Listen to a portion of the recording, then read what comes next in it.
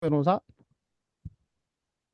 예, 안녕하세요. 예, 서명호입니다. 예, 20분 동안 언어이해를 사실 설명을 하라고 하는 게 약간 좀 무리일 수도 있겠는데, 오늘 정말 여러분들이 가지고 갈, 이제 마지막으로 가지고 갈 핵심 양식에 대해서 그래도 여기서 하나도 좀 건지셨으면 좋겠다라는 점에서 좀 장표를 만들어 봤어요. 그래서 제가 이 밑에 한지문 4분이라는 건 요건 무시해 주시면 될 것 같은데, 결국 우리가 기억해야 될 거는 언어이해는 정확히 오래 있는 시험이 아니라 구조를 빨리 뽑는 시험이에요. 뭐 항상 구조를 뽑아라 이 얘기를 하잖아요. 제가 그 구조에 대해서 설명을 바로 드릴 수 있도록 하겠습니다. 예, 다음 슬라이드. 예, 언어이해는 우리 고등학교 때 봤던 국어 시험, 언어 시험을 떠올려 봅시다.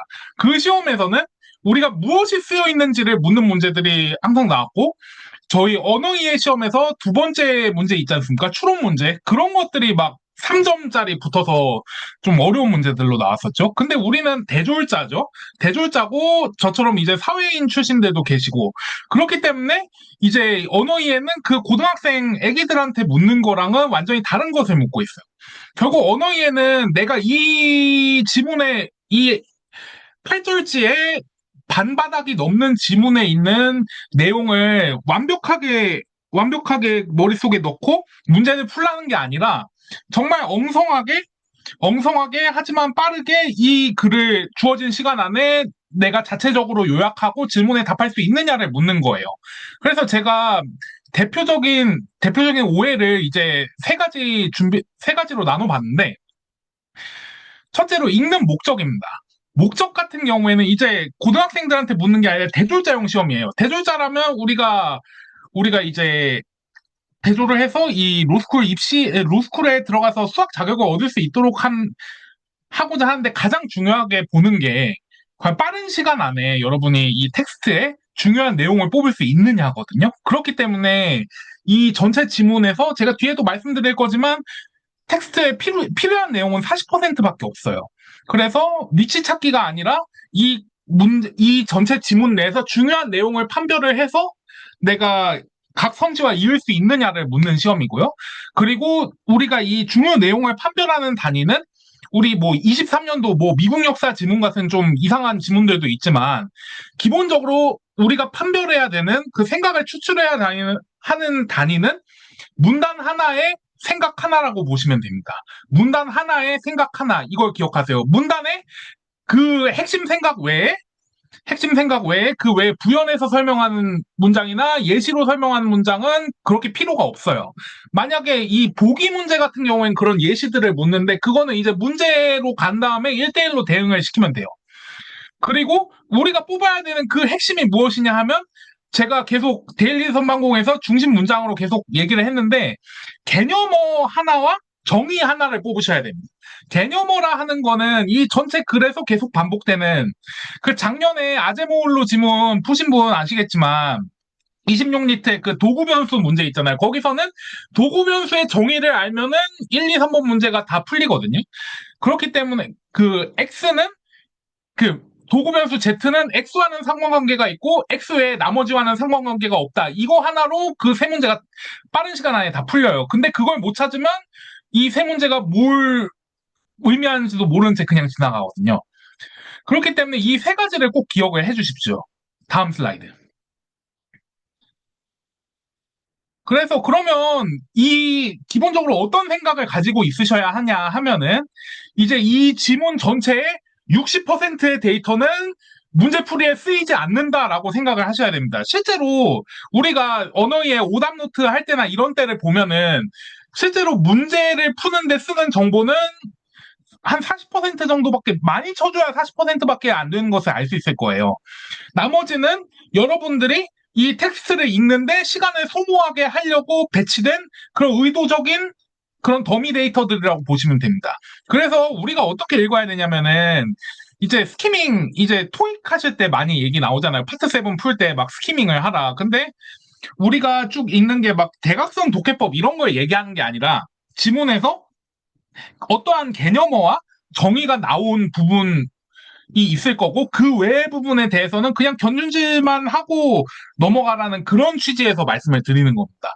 우리가 흔히들 이제 고, 아까 고 GPA 얘기가 나왔는데, 고 GPA 분들이 리트가 낮으신 이유도, 리트가 낮은 경우가 많은 이유도, 우리가 고 GPA를 얻으려면은 이제 교수님의 말씀 하나하나까지 다 받아줘가고, 그걸 머릿속에 딱 넣은 다음에 시험장 가서 프린트아웃 해야 되잖아요. 근데 고, 리트에서 요구하는 거는 그런 정확한 프린트아웃보다도 이 전체 사실관계, 주어진 지문의 10개 지문의 내용을 빠르게 파악하냐를 묻는 거거든요. 네, 그래서 우리 스키밍으로 빠르게 나와간다고 보시면 됩니다. 다음 슬라이드.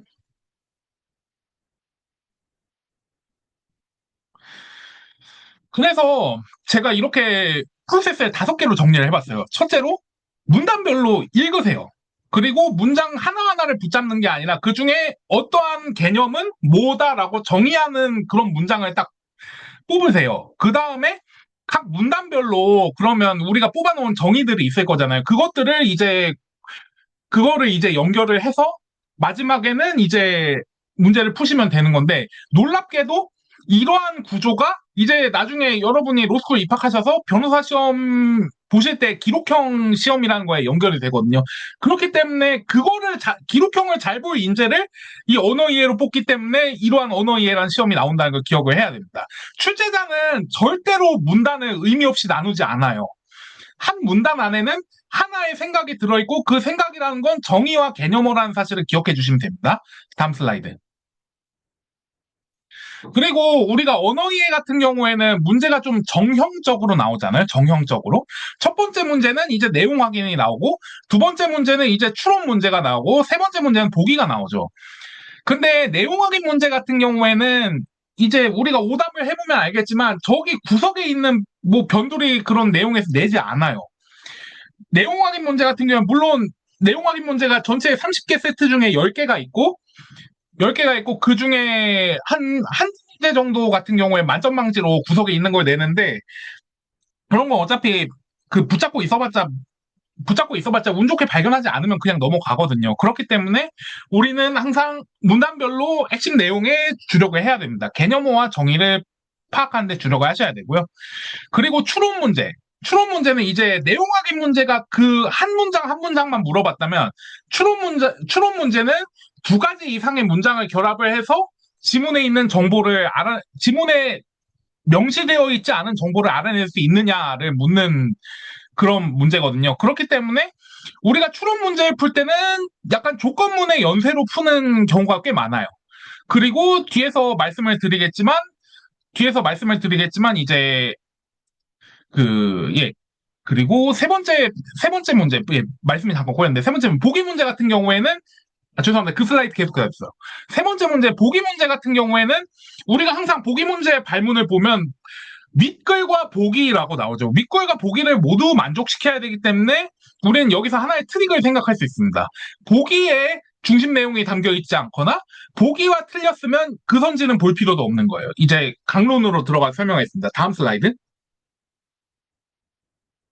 이제 내용 일치 문제 같은 경우에는 이제 수능식으로 고등학교 졸업한 애들, 그리고 전 고등학생들이 다 보는 거기 때문에 여기는 주는 문제가 좀 너무하게 돼 있어요. 막 구석에서 낸다거나. 근데 우리가 언어의 시험은 이제 대주자한테 보는 거니까 그런 게 아니죠.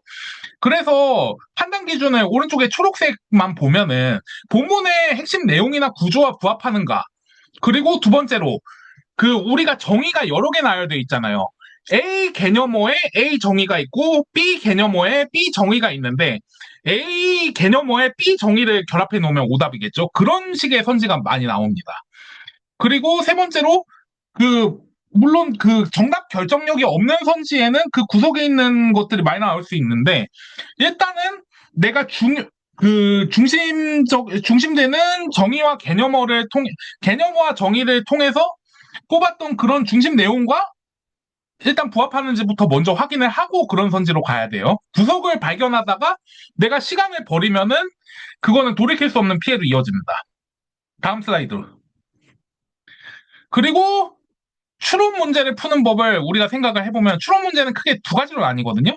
이제 문장을 조합하는 것과, 그리고 뭐 동그라미 기억 혹은 네모친 단어 혹은 뭐 밑줄을 쳐놓고 물어보는 것들도 있죠. 이 두 가지가 있는데, 결국은 문장을 조합하는 경우에는 이제 우리가 없는 정보를 어디서 우리 뇌피셜로 추론을 하지 말고 보통은 상단문법 형식으로 많이 나오게 돼 있거든요. 그래서 우리가 이제 지문에 있는 문장들을 삼단문법 형식으로 조합을 해갖고 뽑아낼 수 있는 그런 문제 하나 있고, 그리고 동그라미 기억이나 네모나 밑줄 이런 문제는 표시 근처에 보통 답이 있어요. 멀리 가서 찾지 마시고 표시 근처를 열심히 뒤져보면 이제 답이 있습니다. 다음 슬라이드. 그리고 이제 세 번째 문제. 세 번째 문제, 보기 문제 같은 경우에는 이제 혹 어떤 선생님들은 이제 보기를 볼 필요가 없다고 하는데 오히려 보기를 보는 게 더 중요해요. 왜냐하면 이 보기 문제가 이제 내용 일치 문제나 추론 문제와 구분이 되는 이유가 이제 우리가 이 보기라는 추가 정보가 주어졌을 때 전체를 이 글을 읽으면서 글을 토대로 판단할 수 있냐는 거잖아요. 그래서 일단 보기를 읽어보시고 모기의 핵심 내용이 들어가 있지 않거나 보기의 정보와 어긋나 있는 선지는 오선지니까 먼저 지우고 나머지를 이제 본문에 가서 판단을 하시는 거예요. 보기부터 본 다음에 지워야 이제 나머지 본문을 가서 시간을 아낄 수 있는 건데 이거 역으로 하시면은 절대로 시간 안에 문제를 푸실 수 없습니다. 그리고 다음 슬라이드로 이제 넘어가 주십시오. 그리고 이제 뭐 지문 유형별로 좀 설명을 드릴 텐데 지문 유형별 뭐 한 세 가지 가져왔어요. 지금 뭐 여러 개를 얘기해봤자 여러분께 도움도 안 될 것 같고 일단 여러분들 제일 어려워하는 게 과학기술 문제거든요. 과학기술 문제 같은 경우에는 사실 여러분들 과학기술 지식이 없다고 많이 불안해하실 수 있는데 저는 생물올림피아드를 4년 연속 수상을 했는데 중2, 중3, 고1, 고2 다 수상을 했는데도 생물 문제를 풀면은 틀려요. 그 언어들이 다 익숙한데도 틀리는 게 일부러 좀 소수설이나 알려져 있지 않은 그런 문이과라든지 전공 유불리를 없애기 위해 그런 문제들이 나오거든요. 그래서 과학기술 같은 경우에는 너무 쫄지 마시고 내가 여기서 두 문제를 맞춘다고 생각해 주시면 됩니다. 두 문제. 두 문제에서 이제 무슨 소린고 하니 보통은 이제 내용 확인 문제는 과학기술에서는 보통 주는 문제의 가능성이 높거든요. 그렇기 때문에 우리가 문단별로 좀 중요한 것들을 뽑고 그리고 보통 이론 설명하는데 정답이 있어요. 과학기술 같은 경우에는. 그리고 이제 보기 같은 경우에는 과학기술은 특히 우리 작년에 그 분모부피에 있는 그 분모부피 문제에 있는 그 그래프도 결국 지문과 1대1 대응이 되는 거였잖아요. 우리가 뭔가 지문에 없는 정보를 유추하려고 하지 마시고 지문에서 똑같이 생긴 부분을 찾아서 1대1 대응시키시면 거의 과학기술의 보기 문제는 풀려요. 그리고 과학기술 지문은 마지막으로 이 이론을 묻는 것이기 때문에 사례를 설명하는 부분보다 이론에 대해 설명하는 부분에 정답선지가 숨겨져 있을 경우가 많아요. 그래서 밑에 필요한 건 과학적 상상력이 아니라 지문에 놓인 대응 관계를 그대로 따라가는 힘이다라고 네, 정리가 됐는데 이거 괜찮은 것 같습니다. 다음 슬라이드. 그리고 이제 경제와 정치 문제들이 나와요. 우리 철학 지문과 구분해서 경제와 정치 문제 같은 경우에는 보통 이제 학자 파티가 많잖아요.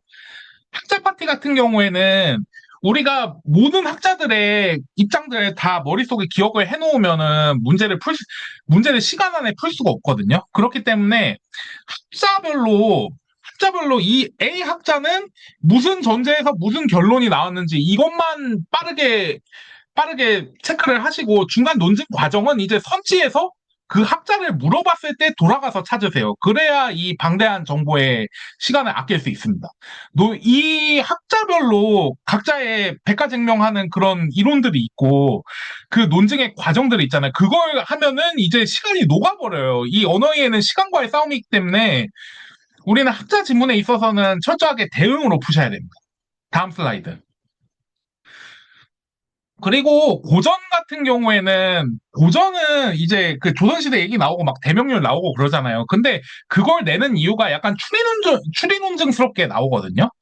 그래서 이제 작년에 그 나왔던 예속 논쟁 같은 경우에도 예속 논쟁도 우리 한국인이면 예속 논쟁의 전제와 결론을 다 알고 있잖아요. 근데 굳이 그걸 낸 이유가 그 지문에 보면 이 문단 마지막에 그런 내용이 있어요.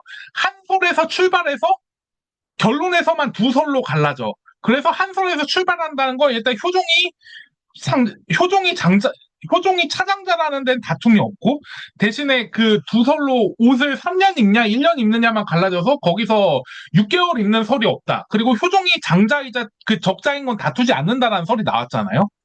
그렇기 때문에 이런 고전에서는 약간 추론식으로 분류하는 문장을 찾는 게 중요합니다.